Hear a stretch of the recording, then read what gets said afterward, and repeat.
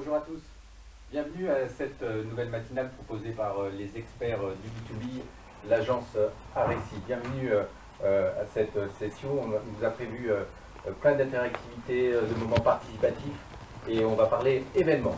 Parce qu'effectivement aujourd'hui, plus que jamais, il faut réinventer ces événements et on vous apporter des idées, des solutions, des réponses très opérationnelles. Alors je me présente, je suis Laurent Olivier, je suis l'un des directeurs associés de Aressi. Aressi aujourd'hui fait partie du groupe EPOCA et l'agence dédiée au sujet B2B. Voilà, voici sous vos yeux quelques chiffres pour se présenter. Et on a trois grands métiers, la communication RH, la communication corporate et la communication B2B. Notre vision, c'est d'apporter en permanence une convergence des actions, quels que soient les métiers, quelles que soient les spécialités, les technologies apportées, on fait en sorte que tout soit cohérent et converge. Donc d'une agence hybride qui sait travailler avec des experts internes, des experts externes, avec les experts de nos clients également.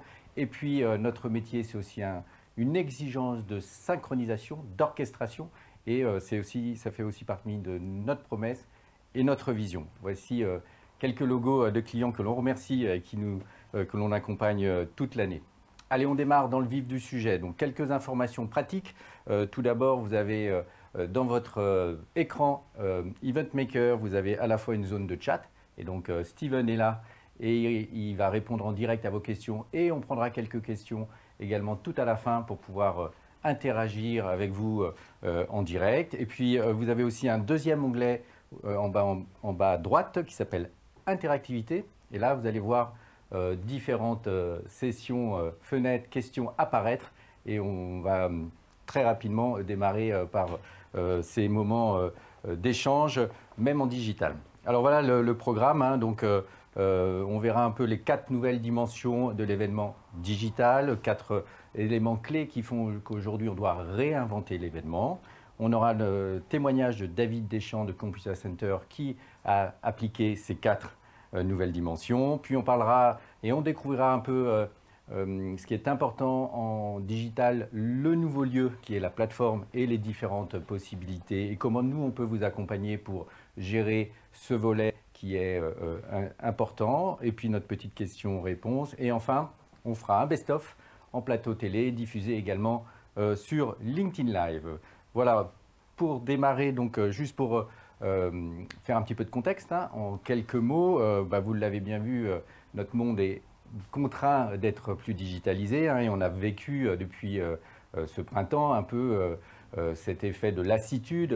Après un succès, nous on a constaté sur beaucoup de webinars, on a aussi constaté que trop de webinars tue le webinar, ou en tout cas, trop de webinars fait qu'on se lasse et qu'on décroche devant son écran. Alors pourquoi Parce qu'on est tous devenus une génération à la fois nourrie aux séries, et donc à l'exigence de la narration, à l'exigence de la réalisation que proposent aujourd'hui ces plateformes de séries. Et puis également, on est nourri au rythme des chaînes info, du direct, de l'interactivité, des bandeaux, en haut, en bas, sur le côté. Voilà. Donc aujourd'hui, quoi que l'on veuille, ce sont des nouveaux codes, ce sont des nouveaux réflexes, et donc ce sont de nouvelles exigences qu'il faut que l'on ait tous lorsque on pense à un événement digitalisé. Alors, pour être encore plus concret, on va aborder ensemble ce matin ces 4 nouvelles dimensions. Et donc j'accueille avec moi tout de suite Alain Damon, qui est le directeur du pôle Event et Expérience, qui va nous raconter tout de suite ces 4 nouvelles dimensions. À toi. Merci Laurent, bonjour à tous, ravi d'être avec vous. L'objectif pendant 30 minutes, c'est de partager avec vous tous, alors pas des recettes magiques parce qu'il n'y en a pas, on dit digitaliser des événements, c'est évidemment pas aussi simple que de se dire on prend un événement présentiel, hop on appuie sur un bouton et c'est digitalisé. Il faut reposer les choses, se reposer des questions de fond pour essayer dans ce nouveau monde, alors soit en full digital, soit en hybride ou en blended, on en reparlera, pour essayer d'atteindre différemment les objectifs que recherche l'événementiel, on va toujours rechercher l'événementiel, c'est-à-dire mobiliser des équipes, impliquer des collaborateurs, présenter des nouveaux produits, recréer le lien, animer un réseau. Je voudrais débuter par quelques chiffres, et un chiffre en particulier qui est issu d'une étude que nous avons menée pendant la première période de confinement, en avril-mai. On a posé la question à 500 directeurs marketing et directeurs de la com, et on leur a demandé, quand la rentrée va arriver en septembre, parmi tous les leviers de communication que vous avez, dont vous avez à disposition, l'automation, le digital, le CRM, quels sont à votre avis les leviers les plus importants que vous allez utiliser à la rentrée? Et en particulier dans le B2B, le levier événementiel, la capacité à faire des événements entraînants et efficaces, est arrivé en tête largement devant. 43% des directeurs marketing et des directeurs disent c'est l'événementiel qui va être notre atout le plus important. Ça montre bien qu'il y a une envie et un besoin de réengager les cibles. Sauf que évidemment, on est dans un contexte qu'on connaît tous, qui est un tout petit peu compliqué. Rapidement, on voit 3 phases en termes de mindset de ce que nos clients, on accompagne depuis le confinement une trentaine de clients sur toutes les formes d'événements digitaux ou hybrides. Il y a eu 3 phases. La première, pendant le confinement, qui est un peu une phase de stupeur. Les choses arrivent qu'on n'a pas anticipées, il faut réagir. Dans la plupart des cas, et ça a été sans doute le cas pour vous aussi, vous avez dû annuler des événements. Dans certains cas aussi, des événements ont été maintenus, ils ont été pour le coup digitalisés. Mais ils ont été digitalisés, contraints et forcés, j'allais dire, un peu de façon artisanale. Il fallait faire, et ça a eu le mérite d'exister, même si les expériences qui ont été délivrées n'étaient pas forcément idéales, même s'il y avait parfois des problèmes de qualité, de visio ou de problèmes IT. La deuxième phase, c'est à la rentrée en septembre, où là, il y a un peu une vague d'espoir.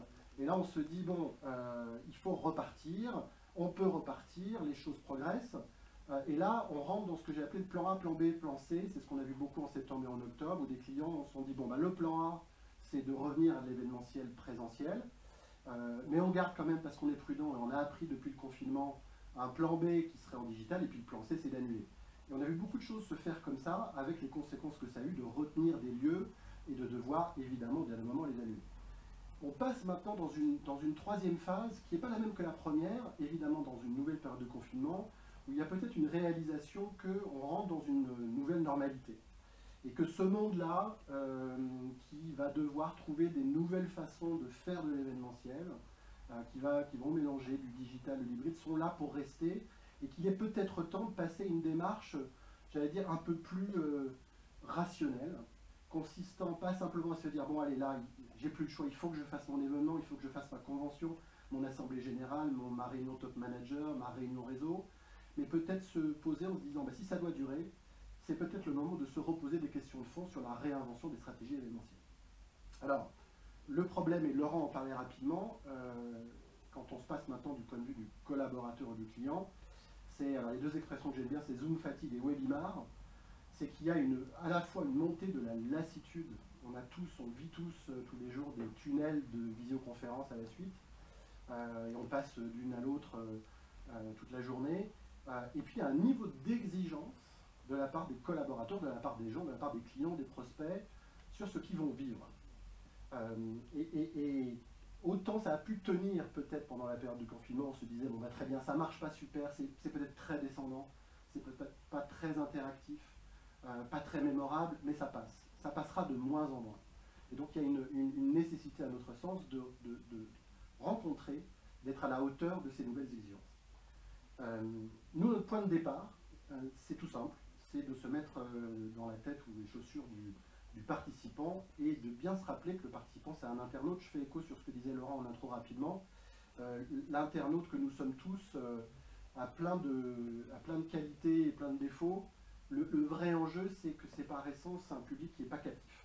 Quand vous êtes sur du présentiel, vous êtes dans une salle, alors même si je pense que les gens sont moins captifs qu'on le pense parce qu'ils font d'autres choses, notamment sur leur mobile, on se dit qu'ils sont dans une salle, vous pouvez en faire un peu ce que vous voulez, les contrôler, aller dans des ateliers, retourner pour la soirée, etc. Là, on est par essence, quand on est en modalité d'interaction majoritairement digitale, sur des internautes qui multitaskent, qui sont sollicités par d'autres choses, dont on surestime sans doute l'attention naturelle. Le risque, il est de perdre très très vite les gens, quels que soient d'ailleurs, les participants, quelle que soit la qualité ou le fond de ce que vous racontez. Moi j'ai souvent des discussions avec les gens en leur disant, oui c'est très bien, les slides ils sont bien, le fond de ce que vous racontez, le plan stratégique il est très intéressant, mais ça ne suffit pas pour embarquer notre population et faire en sorte qu'ils soient captifs. Et nous on pense en termes d'UX, en termes d'expérience, en utilisant cette expression qui est déjà âgée, j'allais dire, qu'on utilise majoritairement pour de l'expérience de site web. Ben, nous, on pense que ça marche aussi. C'est comme ça qu'on doit penser lorsque on crée un événement digital. Et de là, on a identifié 4 grandes dimensions pour délivrer une expérience qui soit une expérience mémorable, efficace, personnalisée. Et on va, si cela vous va, dérouler chacune de ces dimensions, essayer de vous donner quelques exemples, alors ce n'est pas des recettes, mais plus des réflexes à avoir, des pratiques à avoir pour que cette expérience-là soit la plus efficace. Alors la première dimension, c'est la dimension de programmation. C'est un mot-clé pour nous, on pense toujours programmation, un peu à l'instar d'une émission télévisée. Alors ça ne veut pas dire que tous les événements doivent nécessairement ressembler à une émission télévisée, sûrement pas, mais en revanche dans leur conception, vous allez presque dire dans leur philosophie, ils doivent peut-être penser en termes de programmation. C'est une image d'un journal télévisé. Le journal télévisé, son objectif, c'est d'éviter que vous zappiez, pour employer un vieux vocable. C'est la même chose pour un événement digital. Comment on va créer une programmation par moment, et quand je parle de moment, ce n'est pas des bouts de quart d'heure en quart d'heure, mais c'est presque minute par minute. Comment on va faire pour garder cet intérêt intact et faire en sorte que le participant soit impliqué.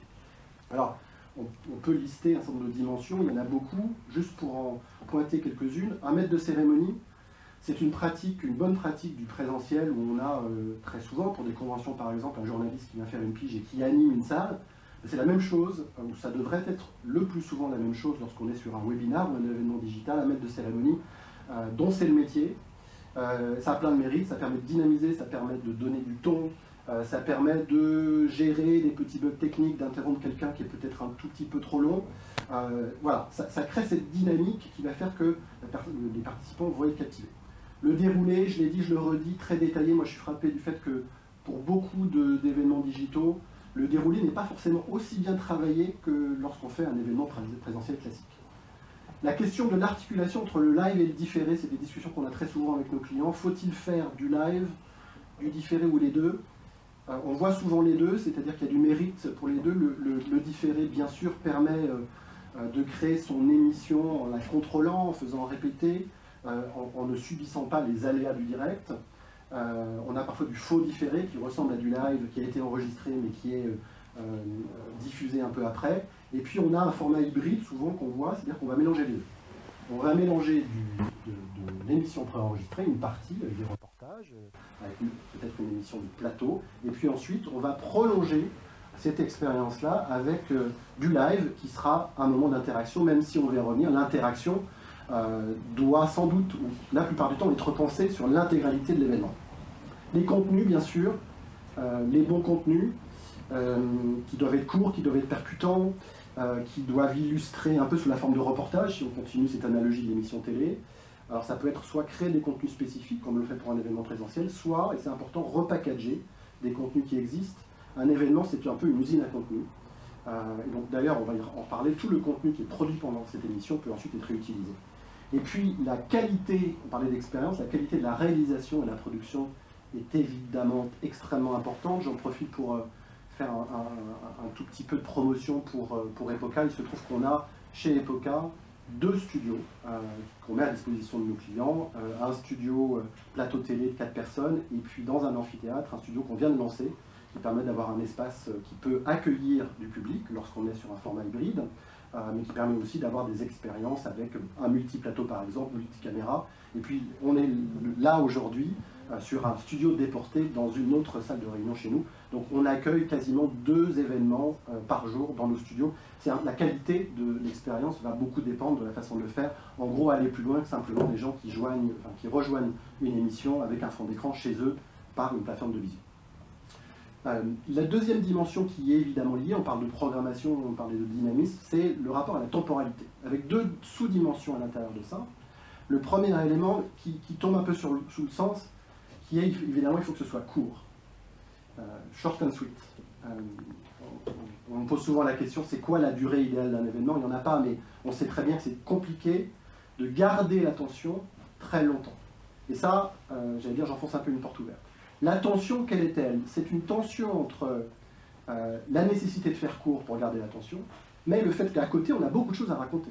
Quand on fait une convention manager en présentiel dans l'ancien monde, Une convention manager, ça dure une journée et demie, voire 2 jours. Donc on a beaucoup de choses à raconter, on a beaucoup de contenu, on a des interactions à créer, on a des moments de convivialité, on a des ateliers. Comment on arrive à faire tenir ça dans un format qui se doit d'être très court? C'est pas évident, mais ça veut dire se reposer la question de faut-il un seul événement? Ou faut-il se dire qu'on va distribuer le contenu différemment, avec peut-être une plénière, un événement central où tout le monde sera là au même moment, et puis d'autres événements où on va délivrer du contenu en format mini-événement, ou juste donner accès du contenu, faire des choses aux gens, délivrer des messages au-delà simplement de la plénière, en gardant à l'esprit, et c'est une phrase importante pour nous, c'est que l'événement débute avant l'événement. Et on ne parle pas juste de save the date de façon traditionnelle, c'est qu'il y a des choses à faire. On peut faire une partie ou atteindre une partie des objectifs qui sont assignés à un événement au-delà de ces événements de live par exemple, ou de diffusion d'une émission en différé où on regroupe tout le monde au même moment avant, bien sûr après. Le replay, on pourrait en parler longtemps, très vite sur le replay, on travaille beaucoup nous sur des différents formats de replay. Le replay d'1h30, il n'est pas forcément le bon format pour embarquer tout le monde. Donc on travaille souvent sur des multiformats avec des best-of ou des executive summary. Deuxième dimension, l'interaction. On va y revenir, on parlera d'EventMaker, plateforme qu'on utilise beaucoup, qui permet justement de scénariser des interactions. L'interaction, elle doit être la plupart du temps continue, scénarisée. Elle ne doit pas être simplement à la fin, et trop souvent les événements sont très descendants, et puis à la fin on se garde les quelques minutes pour prendre des questions, mais on n'a pas souvent, ou on n'a parfois pas assez le temps, on est en retard, et résultat, au final, l'expérience a été vécue de la part du participant comme, en gros, ma breuve de contenu. Donc il est important de bien travailler là-dessus. Encore une fois, on y reviendra, et on vous donnera même d'ailleurs un exemple d'expérience là-dessus, mais il y a plein de façons de poser des questions, de proposer des quiz, de proposer des interactions, de faire un nuage de mots, de faire du ranking du vote.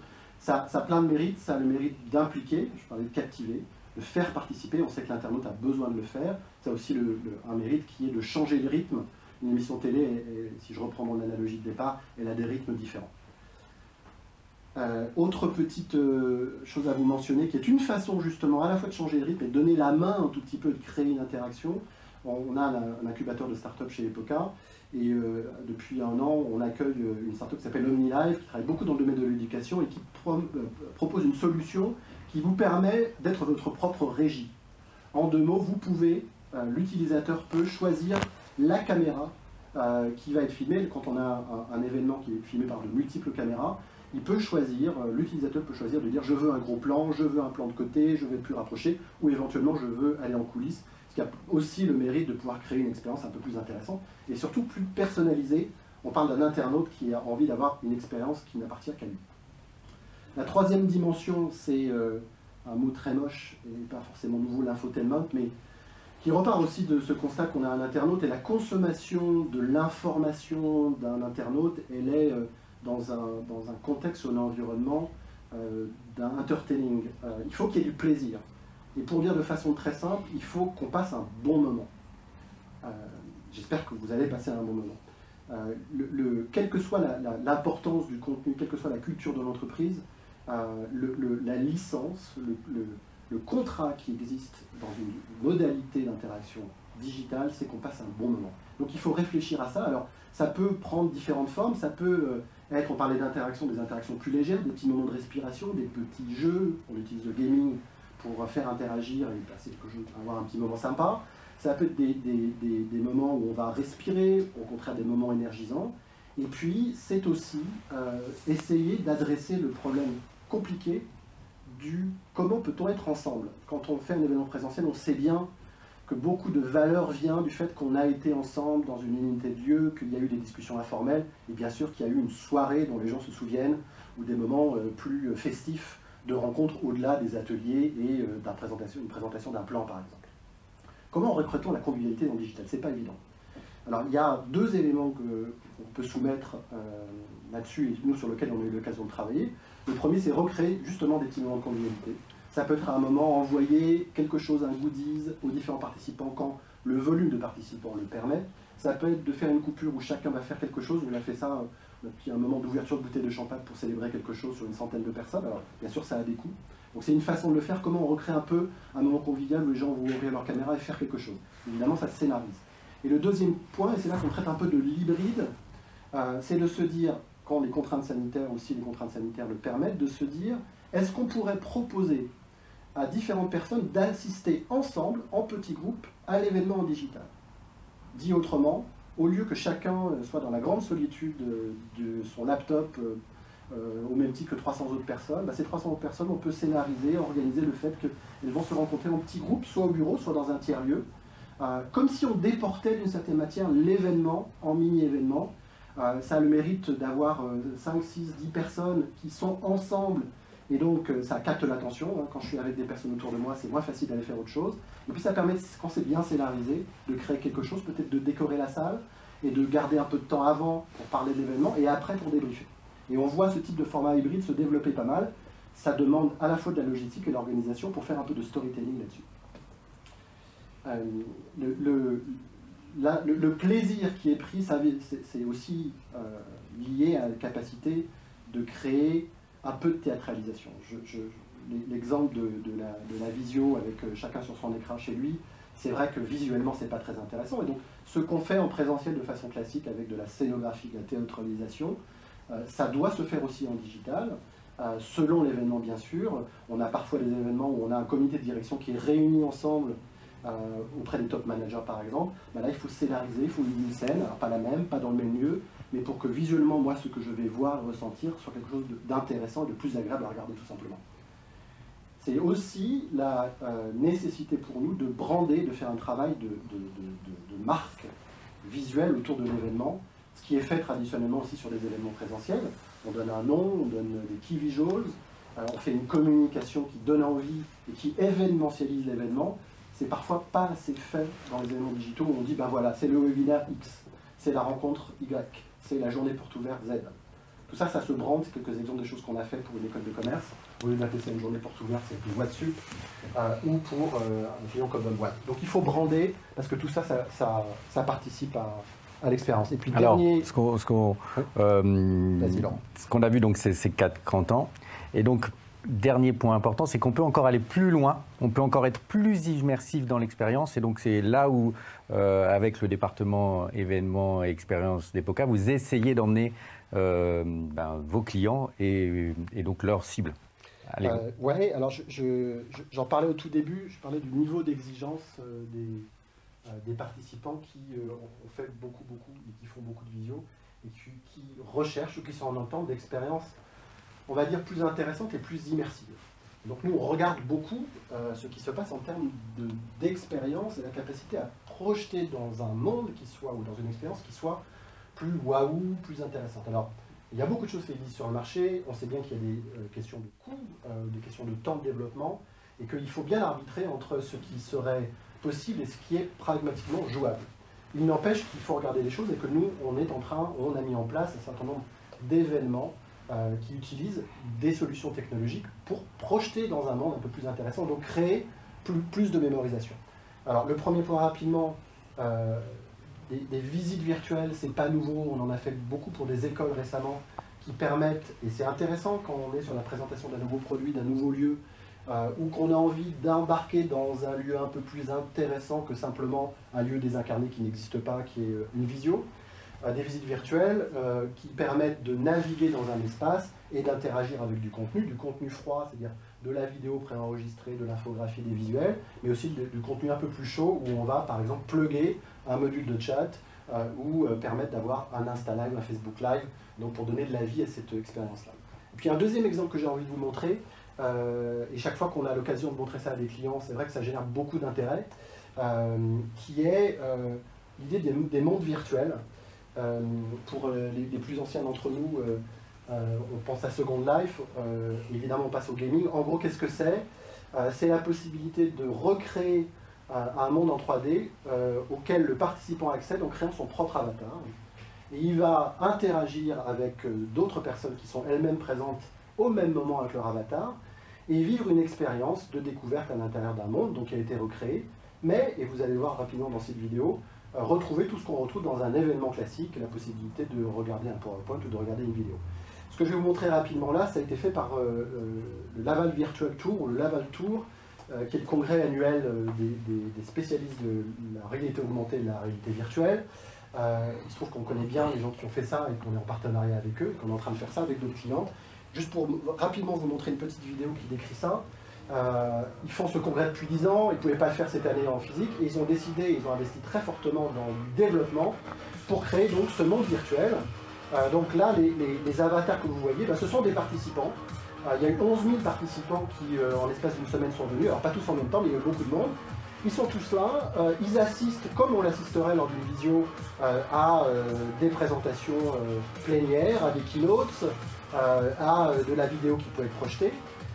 Mais au-delà du côté fun et engageant, ils ont la possibilité d'interagir entre eux avec une fonctionnalité de chat, mais aussi avec la voix. Donc là, je peux, avec mon collègue qui est juste ici, le pinguer et lui dire « tiens, ce serait sympa qu'on se parle ». Et on voit bien que là, ça permet de recréer ce que les événements permettent de faire. Je parlais de convivialité et de rencontre. Ça permet, entre un commercial et son prospect, de discuter. Ça permet à deux collègues qui ne se connaissent pas de parler. Ça permet à un nouvel arrivant. C'est compliqué d'intégrer des nouveaux arrivants dans des boîtes au moment du confinement, de discuter avec la RH ou avec d'autres. Et puis ça permet de recréer de façon beaucoup plus engageante des moments de convivialité. Là, on a une fête qui a été faite. Les possibilités sont, j'allais dire, infinies. Ce qui est intéressant là, pour conclure, c'est qu'on n'est pas juste sur l'idée de faire un événement dans un monde virtuel, il y a un peu de développement, même si les coûts sont abordés, mais surtout on se dit, il y a un mérite long terme, il faut avoir une vision long terme là-dessus. C'est-à-dire qu'une fois qu'on a créé un lieu qui est la manifestation digitale de l'événement, on peut imaginer qu'un jour, il y a un événement interne, que le lendemain, ça peut continuer avec des rencontres informelles entre les équipes, que les équipes commerciales peuvent rencontrer des clients. Donc ça peut vivre, et ça doit vivre d'ailleurs, de façon beaucoup plus, j'allais dire, long terme, beaucoup plus longue. Mais ça permet de se créer son propre espace en créant quelque chose qui, on en est persuadé, est un peu plus mémorable, un peu plus intéressant et permettra de créer une forme de rendez-vous. Donc on avance avec un certain nombre de partenaires, de clients en ce moment, pour mettre en place ce type de solution. Il y en a d'autres dont on n'a pas forcément le temps de regarder. Merci Alain, moi j'ai une question. Ça coûte cher de réaliser un espace immersif comme ça? Je la pose parce que je suis sûr que dans le chat, ça fait partie des questions posées. Et en fait, la question plus large qui nous est posée souvent, c'est le digital, ou un événement digital versus un physique, combien ça coûte? Et forcément, ça coûte moins. Alors, les patrons événementiels savent que si on veut créer des expériences qui sont intéressantes, qui sont nouvelles, qui sont bien préparées, qui sont dynamiques, finalement, oui, ça coûte de l'argent. Alors, on économise peut-être sur des postes classiques du présentiel qu'on va transférer sur des postes pour avoir une expérience plus simple. Faire un webinaire tout simple, ça ne coûte pas grand-chose. Faire une expérience plus intéressante, effectivement, ça coûte un peu d'argent. Et c'est parfois compliqué de convaincre l'étage du dessus, le COMEX, en lui disant c'est pas parce que c'est digital que ça coûte rien. Spécifiquement pour répondre à ta question, Laurent, sur ce monde virtuel-là, on a un ticket d'entrée qui est autour de 20 000, 30 000 euros. Sur un temps de développement, parce que le gros du développement a été fait, qui peut être entre 3 et 4 semaines.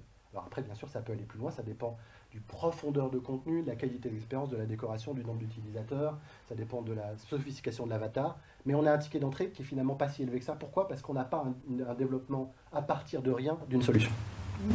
Alors j'ai dit au début qu'on était un peu bercé par les séries télé qui imposaient des codes, qu'on était aussi bercé par les chaînes de télé, et donc ce qu'on a découvert, c'est qu'on est aussi bercé par les jeux vidéo, et que donc il faut, y compris dans nos actions, qu'elles soient B2C, RH, B2B, coller à ces codes. Merci. Absolument, créer plus d'engagement et d'expérience.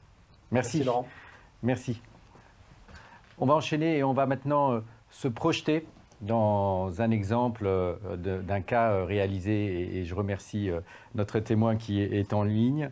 Donc on va faire un petit jeu technique et vous allez le voir apparaître. Nous on est ici chez POCA dans le respect des contraintes sanitaires en petit comité, donc beaucoup d'intervenants sont aussi à distance, et notamment donc David Deschamps qui nous entend, je pense.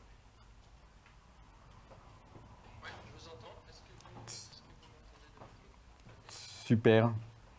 Merci beaucoup David d'être avec nous. Donc David, directeur marketing et sales enablement chez Computa Center. Alors la première question, c'est, il faut faire un petit peu de contexte. Est-ce que tu peux nous dire un peu plus sur Computa Center, son univers et ses clients?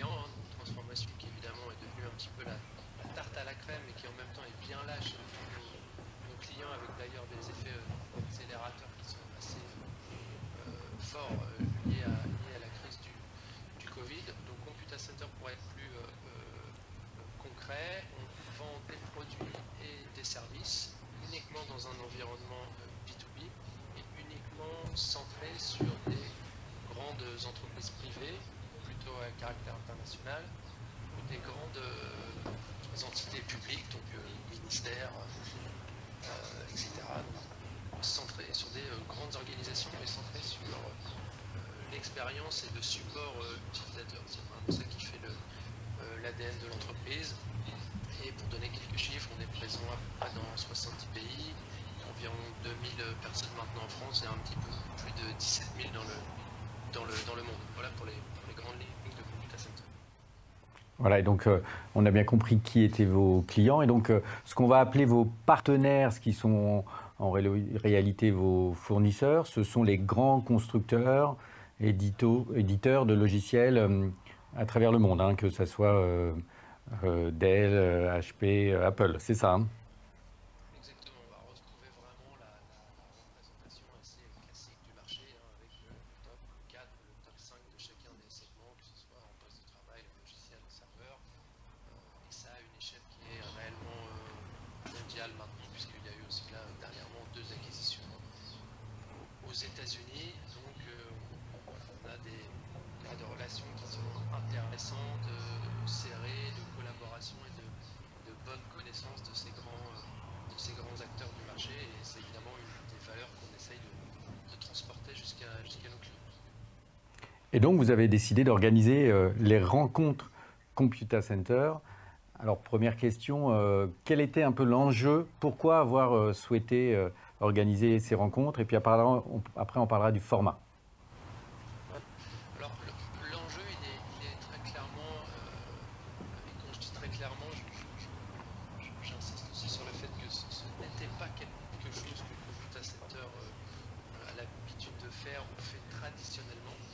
Et d'ailleurs c'est peut-être aussi quelque chose dont les autres pays de Computa Center ont moins besoin. Mais en France on a vraiment un enjeu, un besoin de monter notre notoriété sur le marché, puisqu'on vient traditionnellement, je dirais, d'un modèle de communication où on est très centré sur les clients qu'on a identifiés comme étant des clients potentiels ou des clients avec un fort potentiel de développement pour l'entreprise.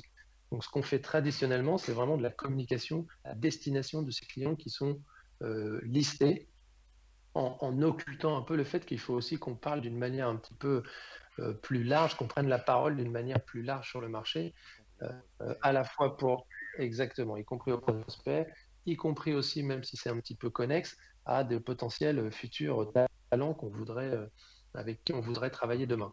Donc, recruter, exactement. Donc, cette prise de conscience étant là, effectivement, cette action-là dont on va parler un peu plus après, c'est vraiment une des premières actions pour nous assez fortes pour dire, pour une fois, ne nous concentrons pas uniquement sur les clients qu'on connaît déjà, mais essayons de prendre la parole un peu plus largement sur le marché. Et à l'occasion de cette prise de parole, essayons aussi de montrer ou de passer un message vers nos clients qui va leur donner une idée, une vision un peu différente. C'est bien que ça prend du temps et que ce n'est pas un événement qui va tout changer, mais commencer à passer cette idée que avec l'accélération de l'entreprise ou le changement de l'entreprise ces dernières années, nos clients n'ont peut-être pas tout à fait la bonne vision de nos capacités.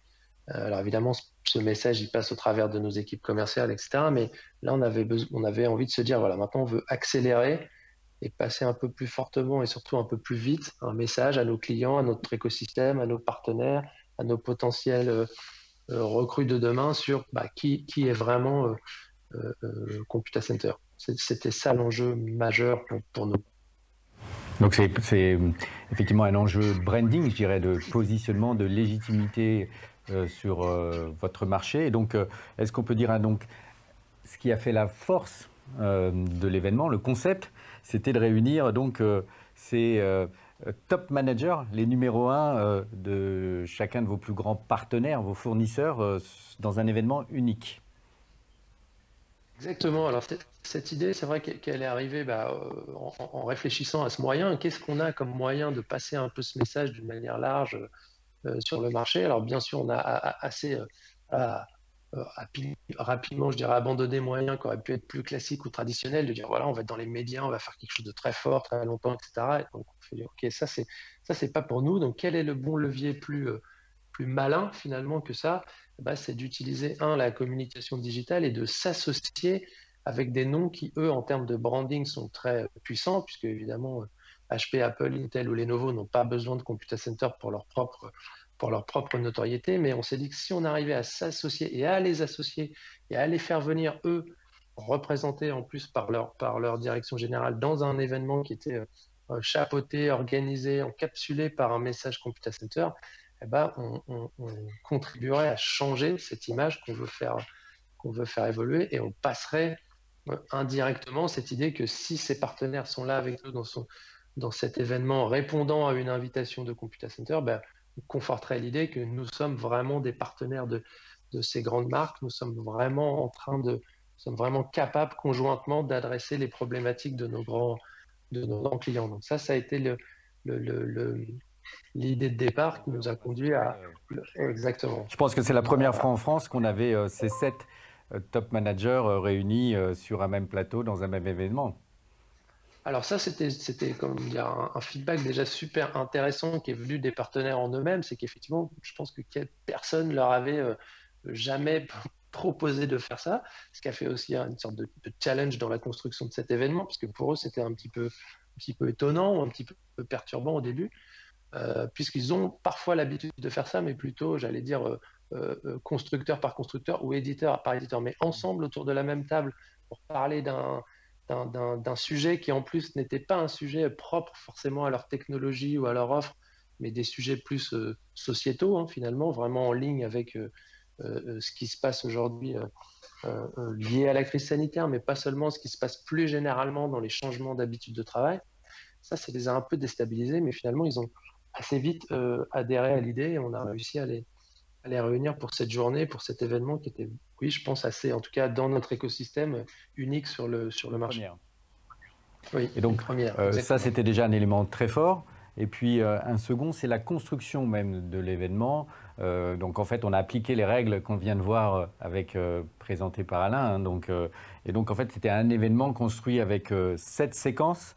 Et donc, on vient d'en dire un mot un peu sur la thématique, mais je pense qu'il faut qu'on décrive un peu le déroulé, à la fois dans les thématiques et dans l'espace. Alors, quelles étaient cette séquence ?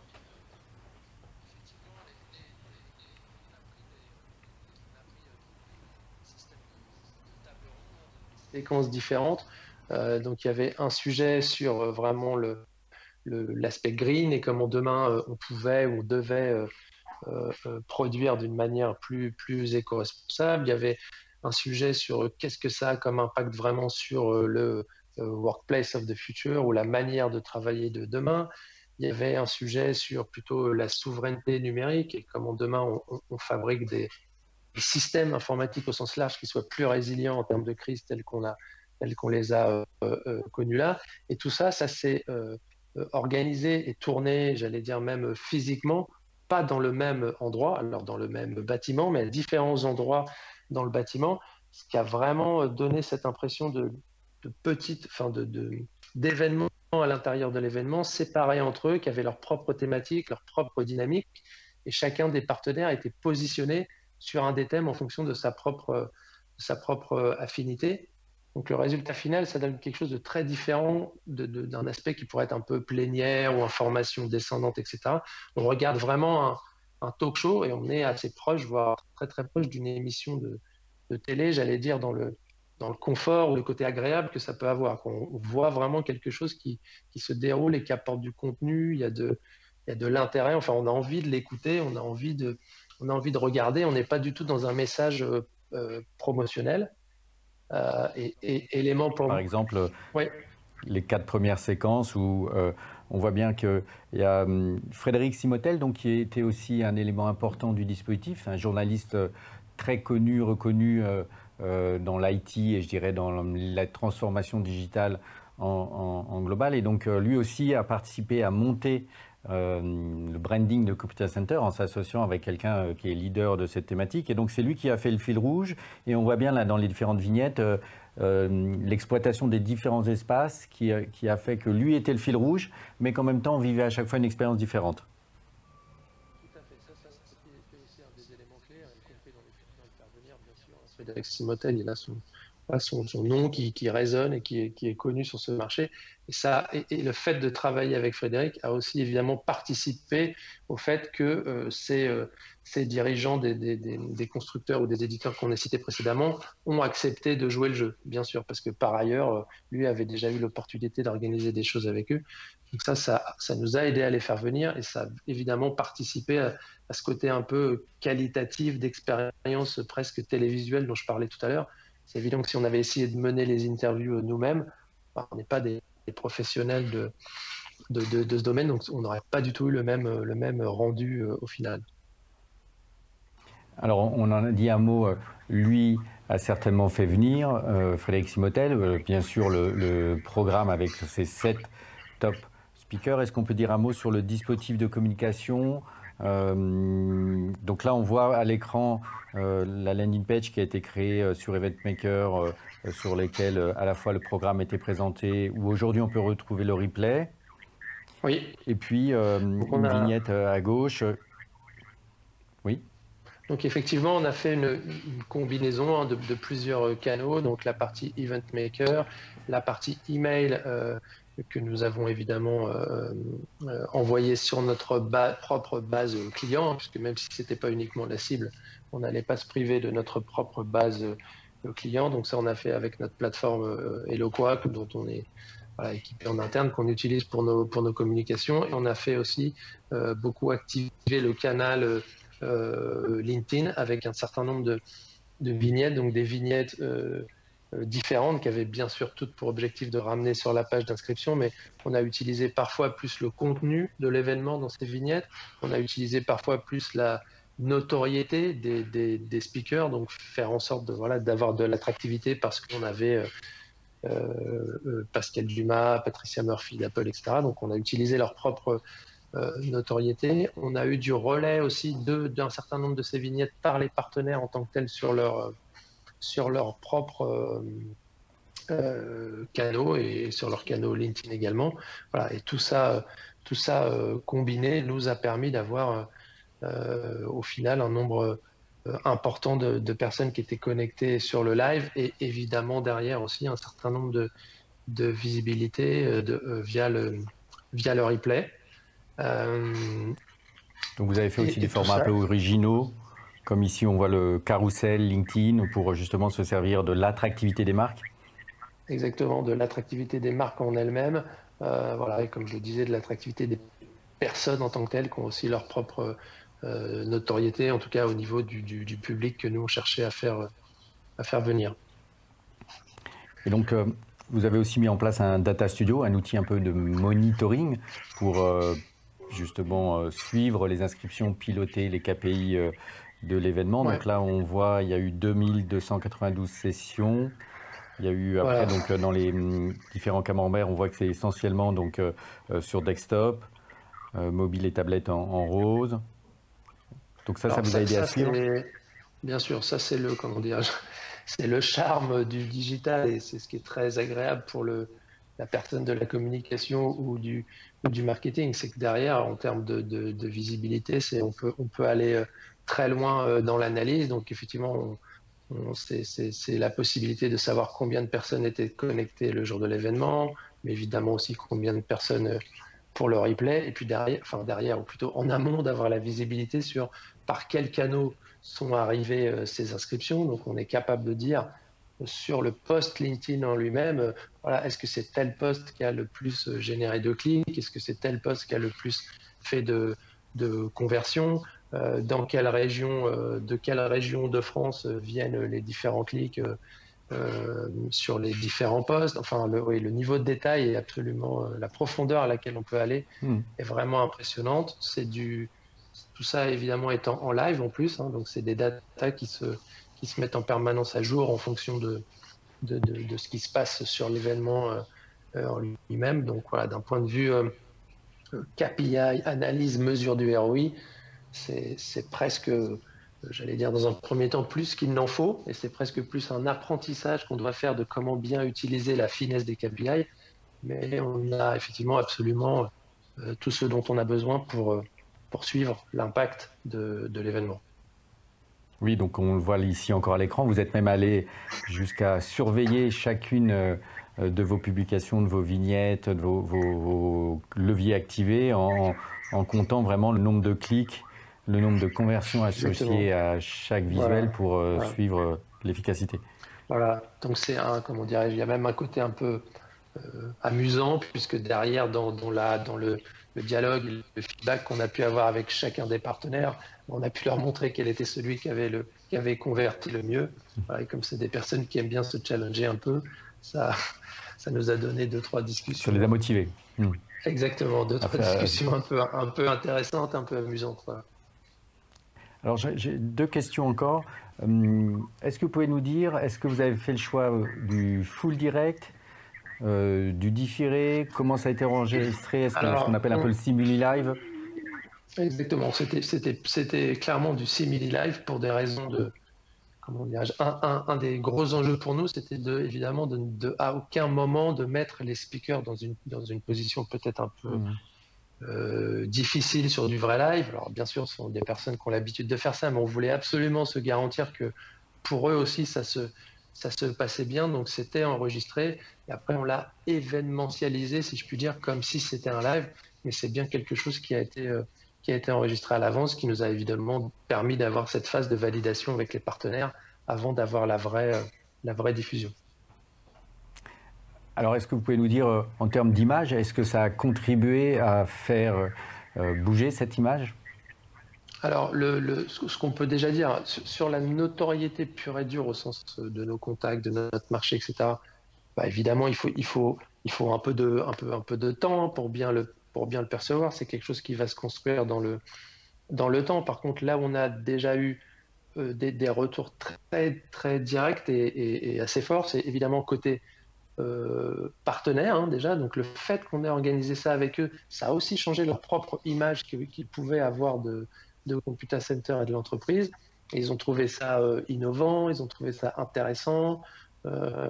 Donc ça nous a fait, j'allais dire, apparaître différemment vis-à-vis de ces grands partenaires. Et comme ils sont importants et dans l'écosystème et dans notre business en général, pour nous, c'est déjà un achievement, voilà, un impact important. Et puis aussi, même si c'est aussi un peu, comment dire, ça vient un peu derrière, ou au départ c'est un peu secondaire en termes d'objectifs, mais sur l'interne, ça a un impact vraiment fort sur, j'allais dire basiquement un peu la fierté, même si c'est un mot un peu fort, mais c'est ça, quoi, le feedback notamment de l'équipe commerciale, le fait de voir que l'entreprise peut faire ça en associant ce niveau de partenariat pour notre équipe commerciale, voilà, ça a vraiment créé un effet de waouh, c'est bien que l'entreprise fasse ça. Voilà, eux aussi, ça change un peu. Oui, c'est statutaire. Voilà, l'image que eux-mêmes peuvent avoir et du coup projettent chez les clients de l'entreprise. Exactement, ça change le statut un peu et la confiance dans nos propres capacités. Puisque, en fait, comme je le disais au début, c'était quand même assez challenging et quand on a commencé à en parler en interne, tout le monde ne pensait pas forcément que ça allait aboutir. Donc le fait de voir l'événement, de s'y connecter, c'était aussi très important pour notre équipe commerciale. Ça a bien boosté tout le monde dans ce moment un peu aussi compliqué. Est-ce qu'on peut dire que hors d'une période de confinement, vous aviez eu la bonne idée de terminer cette journée d'enregistrement par un moment de convivialité, on va dire, où en plus il y a eu un moment de rencontre entre ces top managers et le top management de Computacenter. Donc c'est là aussi où le format hybride a aussi tout son intérêt. Exactement, c'est là où c'était bien d'être finalement, en tout cas les speakers, un certain nombre de personnes, d'être ensemble physiquement, parce que évidemment on a terminé la journée, puisque le site en plus s'y prête particulièrement bien avec une des plus jolies terrasses, je pense, de Paris. Donc on a terminé cette journée par un cocktail sur la terrasse, et là effectivement en termes de networking, de Computa avec ses autres partenaires, enfin pour nous on était vraiment dans cette situation idéale qu'on recherchait vraiment, de dire voilà, on est là, c'est Computer Center, on vous a fait venir ensemble et on avait voilà, le parterre de ce qui fait à peu près le marché de l'IT aujourd'hui en France. Et c'était aussi un moment très agréable et convivial pour eux, parce que c'est pas forcément des personnes qui se rencontrent très souvent. Très souvent. Donc une super ambiance, on a fini la journée, voilà, il faisait beau, donc c'était juste parfait. Merci David. Merci David pour ce témoignage. S'il y avait du public, j'aurais demandé au public de vous applaudir, donc je le fais à distance. Je vous remercie de votre témoignage. À très bientôt. Et donc on va enchaîner dès maintenant sur le volet communication, parce que une fois qu'on a trouvé le bon concept, on a trouvé le lieu, il faut faire venir.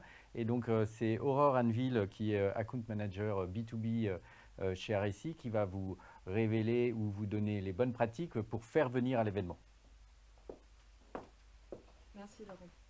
Bonjour à tous. Effectivement, vous vous en doutez, s'il y a événement, il faut une bonne communication. En premier lieu, c'est de la cohérence. Que ce soit en présentiel ou en digital, j'ai envie de vous dire, c'est le même combat. Il faut être cohérent par rapport à vos besoins, aux messages que vous voulez faire passer. Nous, agence, on va développer un concept qui doit pouvoir se décliner sur différents éléments de communication.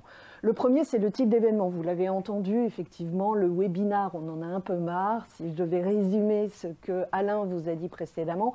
Et c'est pourquoi n'hésitez pas à réinventer des mots, à vous approprier des types d'événements du type masterclass, du type digitalk, du type conférence, table ronde. Ce n'est pas parce qu'on est en digital qu'on doit se limiter, bien au contraire.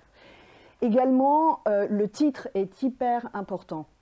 Il faut un titre accrocheur, comme vous le savez. Il y a pléthore d'événements digitaux à l'heure actuelle, de plus en plus. Et il y a, comme on vous l'a dit, une certaine lassitude quant à ces événements. Donc le titre est important, la promesse de ce que va vivre l'audience, le public, ou de ce qui sera dit à travers le contenu. Ça, on l'a longuement détaillé précédemment, le programme évidemment, et pourquoi pas la création d'une série d'événements. Un événement peut être décliné aussi bien au niveau national, donc en France, ou au niveau européen, voire international. Il y a tout à fait la possibilité de faire des déclinaisons et surtout n'hésitez pas. L'attractivité, l'idée ici, c'est de vous dire que finalement, il vous faut valoriser vos différences et votre différence par rapport à un autre webinar. Là où en présentiel, tout le monde le sait, il y a une forte attractivité de par le lieu, de par également le cocktail, ne nous mentons pas. Petit four et champagne, c'est toujours très agréable, mais en digital, c'est un petit peu plus compliqué. Même si avec RSI et notamment Potel et Chabot, on travaille sur des formats hybrides de déjeuner / cocktail avec des box qui sont livrées à destination. Mais dans la majorité des cas, ce n'est pas possible. Et là, le digital, en digital, on va s'appuyer sur les speakers et l'animateur, et ou d'ailleurs, et bien évidemment sur le contenu. Et tout ça va être sur LinkedIn. LinkedIn va être vraiment votre socle en B2B pour pouvoir justement mettre en lumière votre événement. Le bon rythme est important. Il va falloir gérer votre effort.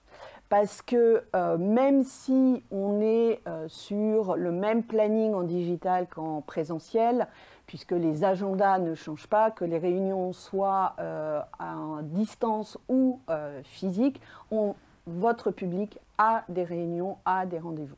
Donc, on va gérer notre effort. On ne va surtout pas hésiter à relancer et également à impliquer toutes les personnes qui peuvent nous permettre de monter en puissance en termes d'inscription. Et on en a parlé à plusieurs reprises précédemment, notamment Alain, le replay.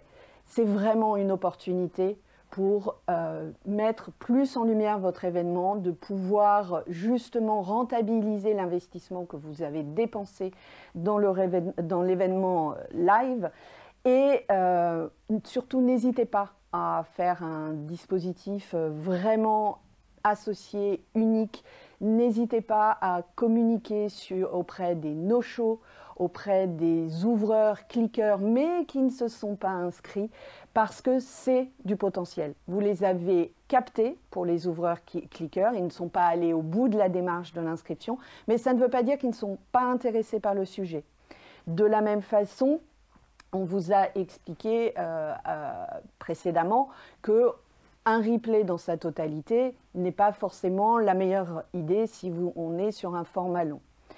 On va justement démultiplier, parce que personne n'a dit que c'était fini quand c'était fini. Alors continuons, le contenu est bon, le contenu est intéressant, vous l'avez en boîte, vous avez investi dedans, donc multi-utilisez-le post-événement, donc en replay évidemment, mais également en vidéo capsule que vous pouvez utiliser aussi bien sur vos chaînes YouTube ou sur LinkedIn, voire votre site internet. Et n'oubliez pas toutes vos campagnes de marketing automation ou de nurturing, de rentrer justement ces petites capsules vidéo dans vos campagnes d'emailing.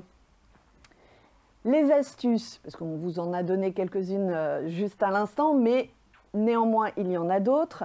Il y a notamment le Save Agenda, Save the Date, avec toutes les solutions d'e-calendar. Et ça permet effectivement que d'un clic, votre public ait sur son agenda bien enregistré votre événement, ce qui, bien évidemment, réduit quelque peu les no-shows.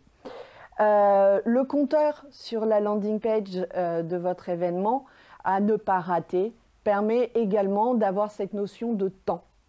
Un trailer, très intéressant pour justement donner envie, plus que de l'écrit, vous le savez, on est dans une société d'images, ça va vite. Et donc un trailer nous permet d'avoir en concentré, pour ceux qui ne prennent plus le temps de lire les programmes sur les landing pages, d'avoir le concentré de ce qu'ils vont vivre et de ce qui va être décrit dans l'événement, ou simplement en mode teaser pour donner envie justement de s'inscrire.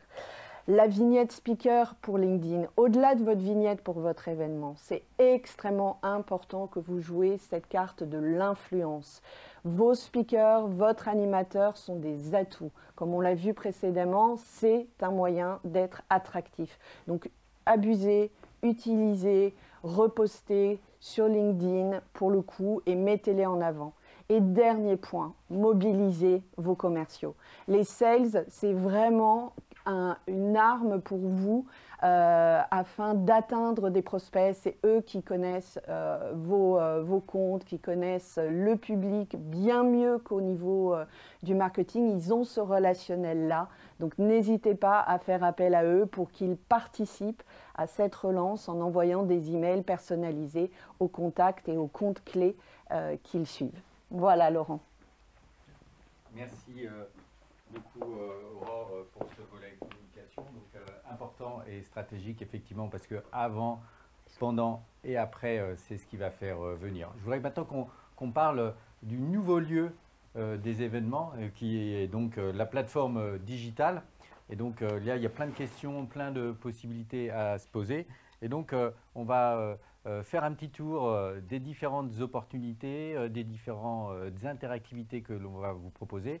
Et donc, pour démarrer, j'appelle avec moi Justine Zelmar qui va vous dire un peu comment choisir la bonne plateforme et les éléments clés qu'il faut surveiller, faire le bon choix, parce qu'il n'y a pas de bon ou de mauvais choix, il y a surtout un choix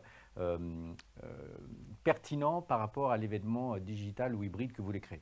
Justine, aide-nous à choisir la bonne plateforme. Merci Laurent.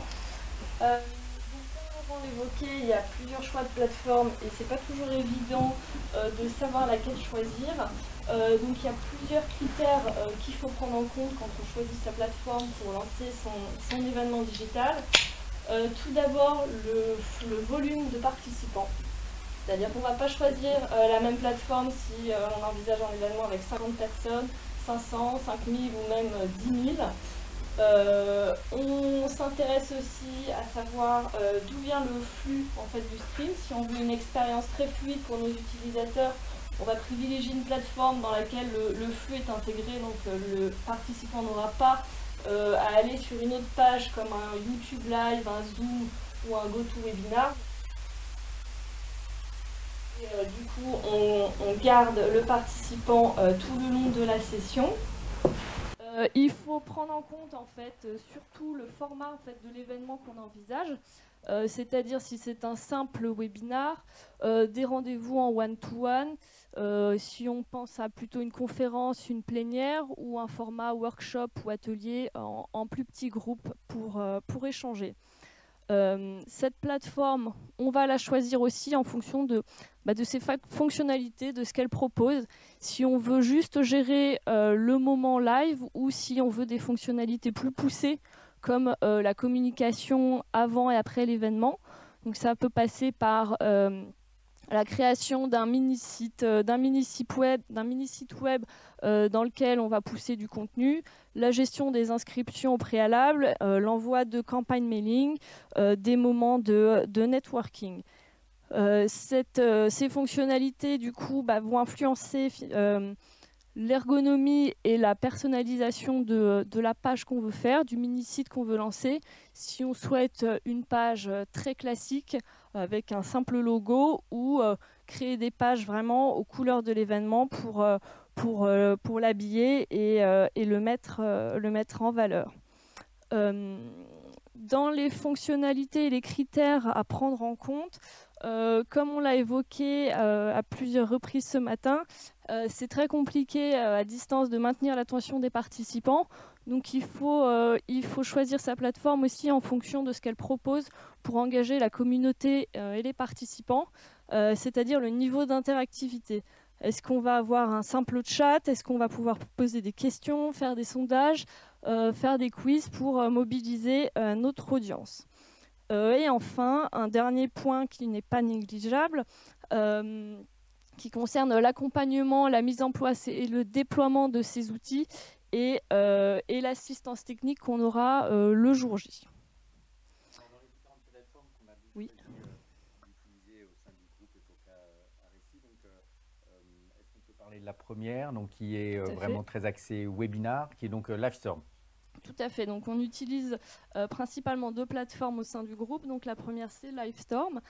Livestorm, c'est une plateforme, comme Laurent l'a précisé, qui se prête très bien au format webinar. Elle est très simple d'utilisation et de mise en place. Elle ne nécessite aucun téléchargement à prévoir. Elle s'utilise via un navigateur. Il est facile de gérer des participants, des inscriptions.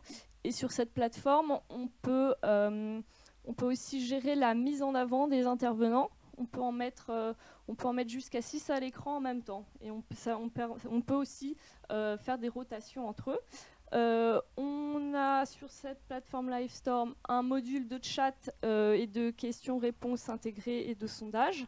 Et le replay est disponible dans l'heure suivant l'événement.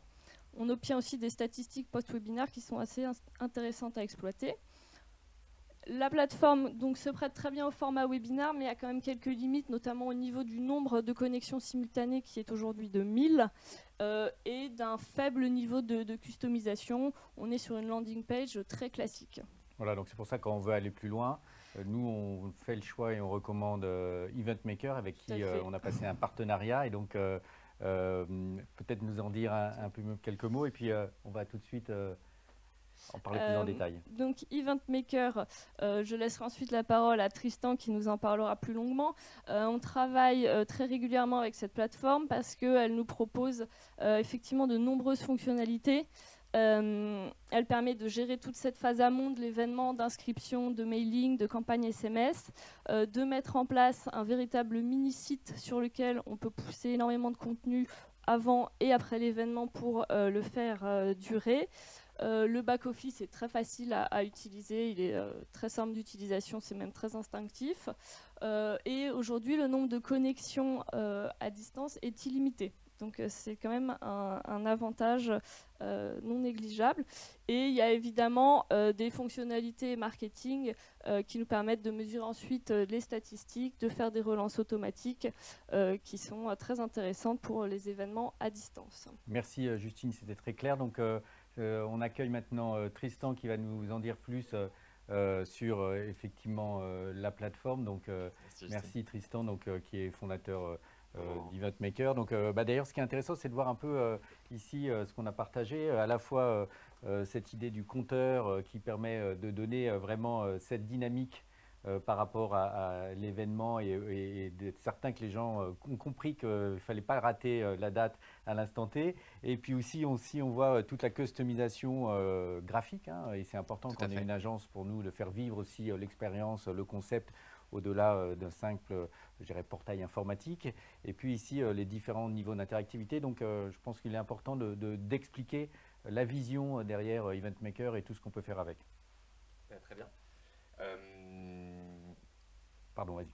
On en parlera après de tout ça. Du coup, Event Maker, en fait, c'est une plateforme qui existe depuis un certain nombre d'années, hein, qui existe depuis une dizaine d'années, et qui va servir à gérer tous les aspects de l'événement. C'est une plateforme qui a pour vocation d'être unique et d'être all-in-one. Donc, ça veut dire que sur Event Maker, vous allez gérer autant l'inscription, les emailing, le site internet de l'événement, et ce qu'on a fait cette année qui change la donne entre guillemets pour les événements digitaux, c'est qu'on a intégré en fait toute une offre de services vidéo à l'intérieur d'Event Maker.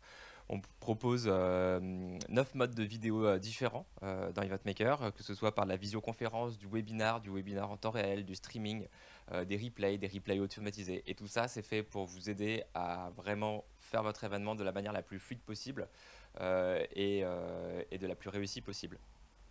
Alors, ce qui est important, effectivement, c'est nous, avoir cette maîtrise graphique. Donc, jusqu'où on peut aller dans la customisation à la fois des fonctionnalités, du design? Donc voilà, Event Maker, il y a tout un outil de gestion de site internet et de gestion d'emailing qui vous permet globalement de faire quasiment tout ce que vous voulez.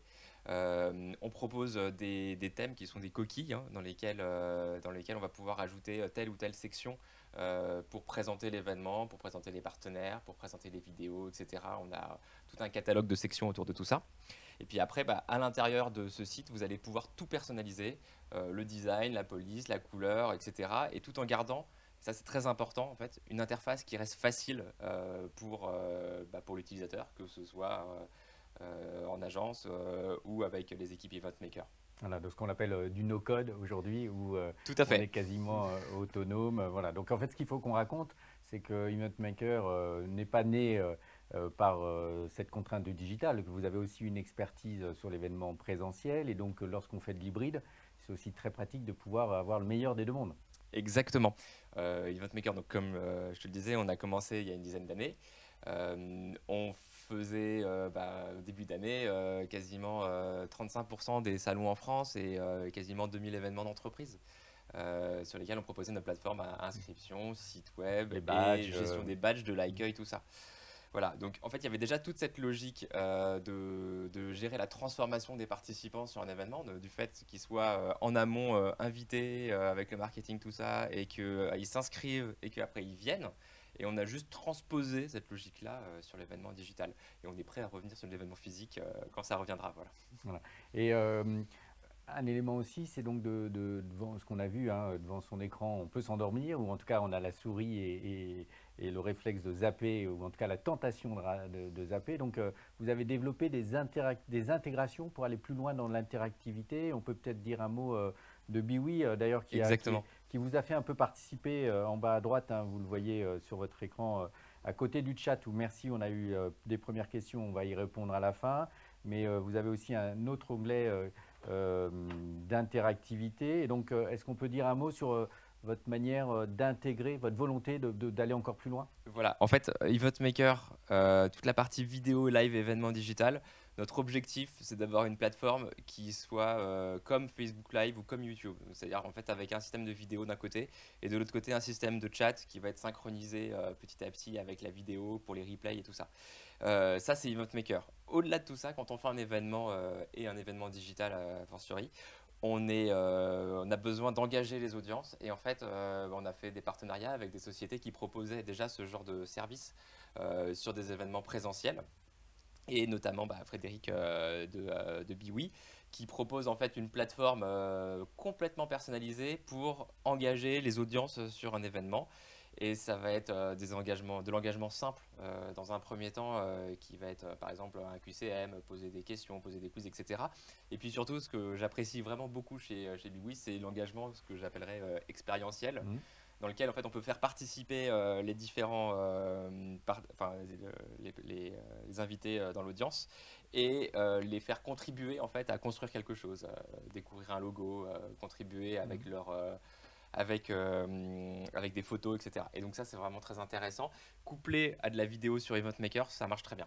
Et surtout l'expérience aussi que ça soit sur l'agence ou l'entreprise qui organise ou celui qui est en face, il est dans la même plateforme, il est dans le même environnement, il ne se reconnecte pas, il ne recherche pas le lien. Et donc c'est là aussi, il y a une très forte puissance dans le stress potentiel d'intégrer plusieurs outils qui doivent fonctionner. Donc merci pour nous les agences de nous enlever ce stress-là, et puis pour celui qui est devant son écran, d'avoir une fluidité dans l'expérience, et je pense que c'est la clé.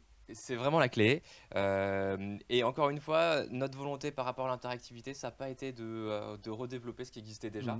Il y a une offre d'interactivité sur le marché qui est pertinente, qui va correspondre en fonction des événements, des attentes, tout ça, qui correspond vraiment très bien. Peut-être nous dire un mot là sur ce qui se passe à l'écran, ce que peuvent faire les personnes peut-être.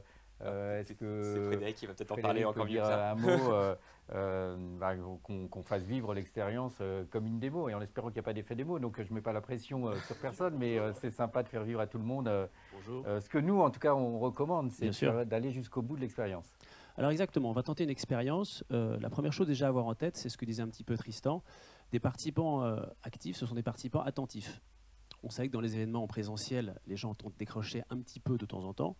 Dans des événements virtuels, très vite, au bout de 10 minutes, les gens font autre chose. Donc l'idée, c'est de mettre les participants au cœur de l'événement pour qu'ils soient attentifs et qu'on ait de la mémorisation et de l'émotion. On va commencer par une petite interaction qui s'appelle la jauge. Donc vous avez dans le petit bouton en bas à droite dans Event Maker, vous avez sur l'onglet interactivité, et on va vous proposer en fait une série d'emojis. Alors l'idée, c'est comme on est en streaming, je dois avoir un petit délai entre ce que je dis et ce que les gens font. Donc je vais un petit peu expliquer le principe de la jauge. L'idée, c'est de soumettre en fait aux participants une échelle de valeur. Ici, ce sont des emojis, ça pourrait être des chiffres, ça pourrait être aussi bien des étoiles, ça pourrait être, on a fait une échelle de valeur Michel Augustin qui va d'une vache à 5 vaches, on fait ce qu'on veut, et on va en fait avoir la moyenne de la salle. Donc l'idée, c'est que là, le flux est en train de se propager, donc je bulle un petit peu, et ensuite je vais voir un petit peu où est-ce qu'on en est du côté de la régie en termes de vote. Donc on a un petit temps de propagation en fait, et ça c'est un truc important à savoir, selon le type d'événement que vous faites, et est-ce que c'est du stream ou de la visio, on va devoir effectivement avoir géré ce petit délai. Donc on peut le faire justement en racontant un peu une histoire à ce sujet-là, en expliquant un peu pourquoi on fait les choses, et on va regarder justement à un moment donné ce qu'on peut mettre en place. Donc là, vous leur avez posé la question. Je leur ai posé la question, c'est de quelle humeur êtes-vous aujourd'hui, en cette matinée exactement. Donc là, il y a les smileys, les emojis, il y a les smileys effectivement qui sont à l'écran. Participer, exactement. C'est juste pour faire la démo. J'espère que vous êtes tous de bonne humeur ce matin.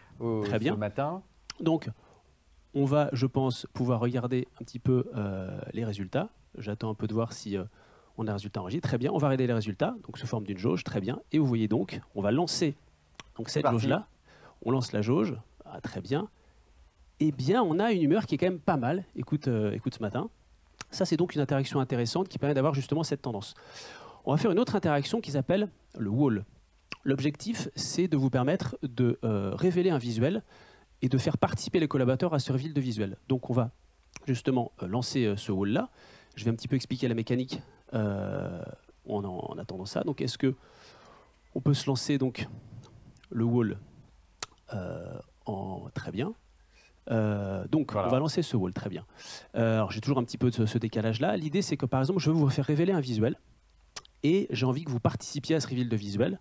Donc l'idée c'est que les gens peuvent envoyer des particules depuis leur téléphone, et puis leur téléphone ou depuis l'interface Event Maker, et on va pouvoir constater le reveal progressivement. Donc on va avoir un beau reveal, exactement, avec un très beau logo.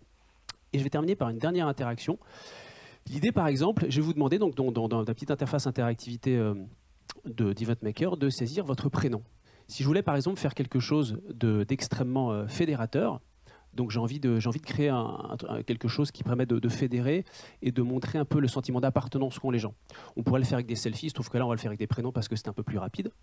Donc l'idée, c'est qu'on va voir progressivement, et on va pouvoir le constater sur l'écran qu'on voit ici, les prénoms des différentes personnes qui sont, alors là, je vais attendre un petit peu plus longtemps, qui sont connectées exactement, pour voir arriver justement ces prénoms-là. Alors effectivement, on a ce système de, évidemment, c'est modéré. Voilà, on commence à voir les premiers prénoms qui arrivent. Très sympa. Donc je vais varier un petit peu. C'est un petit peu petit pour moi. On a du Christine, on a du Hélène. Et l'idée, c'est qu'on a à voir justement l'ensemble des gens qui regardent et qui justement interagissent, qui arrivent à l'écran. Et l'idée, c'est que moi, j'ai envie de construire un visuel à partir de ça. Donc l'idée, c'est que je vais laisser quelques prénoms arriver. Et à un moment donné, on va pouvoir justement symboliser l'engagement des participants exactement. Le fait de constater finalement que l'ensemble de ces participants vont être acteurs puisqu'ils voient leur nom et ils voient ce qui se passe à l'écran et ils vont pouvoir justement avec ça représenter une symbolique. Là par exemple, j'ai envie, je vous le cache, je vous le dis un petit peu, j'ai envie de symboliser l'esprit d'équipe. Par exemple. Donc c'est parfait pour effectivement peut-être plus un événement interne. Exactement, on est plutôt sur on est sur la co-construction. Retrouver cette dynamique d'équipe qui est plus difficile en digital. Exactement, et c'est beaucoup plus difficile. Donc à mon avis, ce qu'on va faire, c'est qu'on va on va lancer la construction. Donc on va voir un petit peu ce que ça construit. Et là, hop, d'un coup, on voit tous les prénoms qui se transforment automatiquement en le mot team. Donc on a vraiment une symbolique on va dire d'esprit d'équipe. Et ce qu'il faut dire aussi là-dedans, c'est que toutes ces interactions nécessitent de la créativité. Et l'important, c'est que des agences comme Epoca, justement, vont être capables de pouvoir mettre ça là-dessus. On est une mécanique intéressante, mais il faut faire pas mal faut avoir pas mal d'imagination pour créer des choses intéressantes, parce qu'on peut en faire plein de choses, on peut le régler de plein de manières différentes. Donc justement, l'idée, c'est d'avoir d'un côté des technologies comme EventMaker et BY, pour pouvoir justement permettre des technicités et des choses à distance. Et en plus de ça, une agence qui va justement mettre des bonnes idées là-dedans, travailler sur les contenus pour obtenir un événement parfait et très attractif pour les participants. Donc là, ce qu'on peut raconter, effectivement, c'est l'association entre des briques préexistantes, prédéfinies, dans laquelle nous, on peut y ajouter, là encore, toute notre créativité et la personnalisation par rapport aux objectifs du client.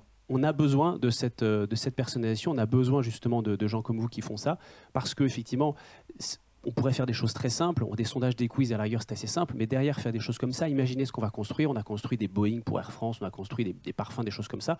C'est important qu'on ait des idées et qu'il y ait de la créativité derrière pour justement les faire vivre correctement. Et tout ça totalement intégré nativement dans EventMaker. Donc j'insiste un peu là-dessus, mais pour moi, c'est vraiment un avantage concurrentiel, je dirais, très fort. C'est le fait que il n'y a pas besoin de se reconnecter, il n'y a pas besoin d'avoir un nouveau login, de se recréer un nouveau compte. Et donc, on a une vraie fluidité dans l'expérience. Très rapide. Le plus simple possible, sinon ça ne fonctionne pas. Dès que c'est un peu compliqué. Alors là, on abandonne immédiatement. Exactement. Merci. Pour ces témoignages.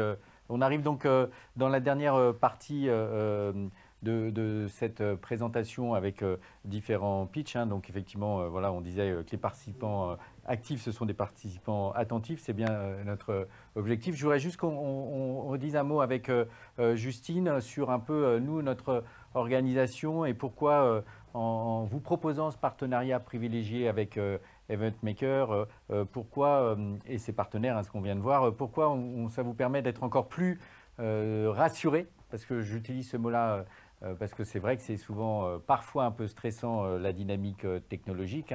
Rien que pour faire ce live, il y a quasiment 6-8 personnes qui sont là pour gérer à la fois la vidéo, la lumière, l'informatique, le son, la connexion à distance. Voilà, donc ça demande beaucoup de compétences techniques qu'il faut réunir. Donc Justine, qui est notre référente sur ces différentes plateformes à l'agence, qui peut conseiller en amont et donc en utilisant EventMaker avec Epoca, il y a quand même des avantages concrets. Tout à fait. Le premier avantage, c'est on va dire la réactivité et l'efficacité opérationnelle. Nous, au sein du groupe Epoca Récit, on a plusieurs chefs de projet qui sont formés parfaitement sur la solution, qui maîtrisent la mise en place. Et ça nous permet, du coup, dès qu'on a une demande client pour lancer un événement, d'être très efficace et de pouvoir réagir très vite pour lancer l'événement, la mise en place du site web, des campagnes mailing, etc. Donc ça, c'est le premier avantage. Et le deuxième avantage, c'est le partage d'informations entre Epoca et EventMaker. Nous, à chaque événement client, on fait remonter Event Maker du feedback, des informations pour des améliorations produits, des modifications, des besoins spécifiques pour que eux de leur côté puissent développer des fonctionnalités et prendre en compte les besoins clients.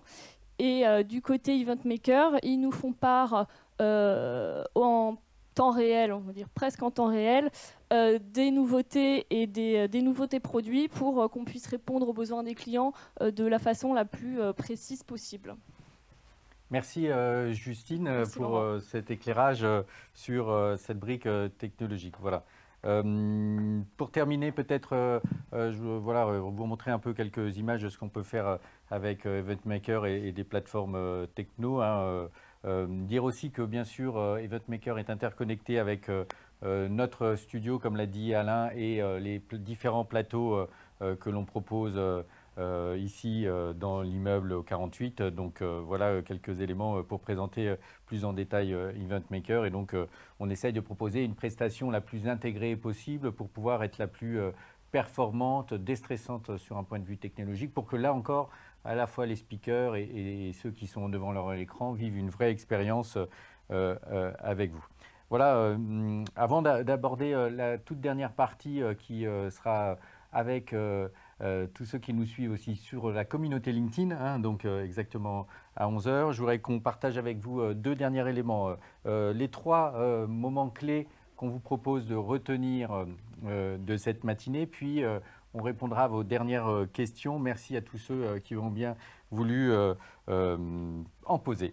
Donc, premièrement, bah, oui, vous l'avez compris, en digital, clairement, si vous voulez qu'il y ait des participants, vous ne pouvez pas compter sur la découverte d'un lieu nouveau ou l'envie de passer une soirée sympathique avec des collègues ou avec des clients autour de petits fours. Non, vous ne pouvez pas compter sur cet élément-là pour faire venir votre public. Vous ne pouvez compter que sur la qualité du programme, la qualité donc du contenu et sur la promesse d'une expérience qu'ils vont vivre en se connectant le jour J à votre événement. Donc premier élément à travailler, c'est clair que c'est le concept, le programme et la promesse qui va se ressentir dans le nom, le visuel associé. Deuxièmement, deuxième clé un peu du succès, c'est de travailler en intégrant au maximum l'ensemble des métiers. Hein. Là encore, la technologie, on l'a dit, est un élément important qui rajoute de la complexité. Hein. Donc attention, vous avez toutes les contraintes de l'organisation d'un événement, encore plus quand celui-ci est hybride, parce que vous allez accueillir du public, mais vous avez une couche supplémentaire qui est clairement liée au digital, à l'Internet, à la connexion, à l'interactivité, comme on vient de le voir. Et donc, plus vous visez d'intégrer les métiers, moins vous prenez de risques et plus vous êtes, plus c'est la garantie d'un événement digital réussi. Et puis, enfin, sur la partie communication, pensez bien le jour J, je dirais même le J-1, le jour J, et puis après, hein, toute la dimension replay, interactivité, de transformer votre séquence en entier en différentes capsules, de les publier sur LinkedIn, de les publier, d'en faire des articles sur votre blog, de les mettre en ligne sur YouTube en travaillant le SEO associé. C'est l'ensemble de ces différents petits moments que vous allez recréer autour de l'événement qui vont faire en sorte que celui-ci se prolonge dans le temps. Voilà donc pour ces trois éléments to keep in mind avec lesquels on voulait que vous repartiez ce matin. Il nous reste 5 minutes exactement, 5 minutes qu'on va utiliser avec Steven pour pouvoir répondre à vos questions qui étaient donc derrière l'écran et qui lui gérait pas l'onglet interactivité mais l'onglet chat. Allez, on y va, on répond aux 3 questions. Oui, d'accord, merci déjà à tout le monde et on s'excuse pour le problème de son de début et tout au long de la série. J'ai pu quand même récupérer vos différentes questions, notamment la capacité des studios ici chez Epoca. En période Covid, nous avons diminué bien sûr les places. On est sur une vingtaine, trentaine de personnes sur le cube et en plateau télé, avec les normes Covid, 5 personnes avec le journaliste. On recommande d'ailleurs de prendre l'utilisation d'un journaliste pour animer ces différentes sessions. Quid de la sécurité informatique? Donc effectivement, ce sont des plateformes qui utilisent les navigateurs.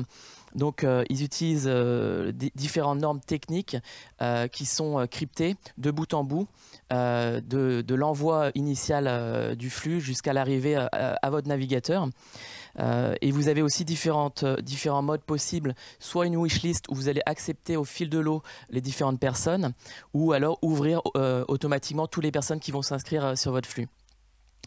Alors, combien de temps avant l'événement faut-il inviter les personnes? Nous recommandons 1 mois à l'avance, le temps que les personnes puissent enregistrer sur l'agenda le différent e-calendar dont a parlé Aurore tout à l'heure, et de faire des rappels 10 jours avant, 4 jours avant, et le matin même, c'est là où il y a le plus d'ouverture, le matin même, donc d'envoyer 2 à 3 heures avant l'événement un rappel avec le lien où ils ont juste un clic à faire pour se connecter. Pour les CXO, les C-Level, n'oubliez pas d'envoyer au moins 3 mois à l'avance, puisque les agendas des dirigeants sont rapidement complets. Et n'oubliez pas d'ajouter en copie, bien sûr, les assistants de direction.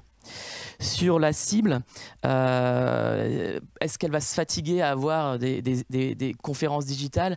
Nous recommandons un trimestre, un événement par trimestre pour ne pas fatiguer effectivement votre cible et votre base. Et enfin, pour animer et conseiller la venue des CXO, des C-Level, des dirigeants, c'est vrai que c'est une cible qui est plus difficile à faire venir. Donc, il y a la solution, effectivement, comme on l'a dit, des box, des lunchs visio qui permettent d'envoyer aux dirigeants un repas. Et puis, vous allez pouvoir interagir dans des tables rondes. Et pour le choix des intervenants de votre table ronde, essayez de prendre des personnes du même secteur d'activité et toujours dirigeantes, et d'avoir des cas concrets de clients qui peuvent intéresser ces dirigeants pour améliorer leur transformation digitale, par exemple. Et enfin, comment mobiliser les sales? Moi, je pense qu'il faut les intégrer dès le départ, dès le lancement du brief de la campagne, et leur démontrer les chiffres, puisque les sales, les commerciaux parlent quasiment uniquement chiffres, et leur prouver qu'on va leur amener des leads qui vont pouvoir transformer en contrats derrière. Voilà les questions que j'ai pu retenir. Steven, et puis donc on est là pour continuer d'y répondre avec vous tout au long de l'année, donc n'hésitez pas. Donc 10h59, on a tenu le timing de ce matin. 1 minute de transition et on change de décor, juste pour vous montrer tout ce qu'on peut faire ici dans le bâtiment chez Epoca, les différents formats d'interaction, ici en pitch comme on l'était ce matin, et donc on va passer dans notre format table ronde. Donc comme je vous l'ai dit, différents studios différents plateaux au sein du studio Victoire qui est hébergé dans ce bâtiment, donc soit un mini auditorium comme on vient de le dire au sous-sol, soit un studio vraiment pour faire du plateau TV type news, du JT même comme on l'appelle, ou ici dans un espace plus convivial, plus intime en termes d'interactivité. Voilà, merci de votre attention. Ne quittez pas, on va se connecter en même temps au LinkedIn parce que on est connecté avec l'ensemble des plateformes sociales, bien sûr aussi YouTube si vous préférez, Facebook, tout est possible, pour le best-of résumé en 10 minutes de cette matinale Reinvent Event. Merci de votre attention, à tout de suite.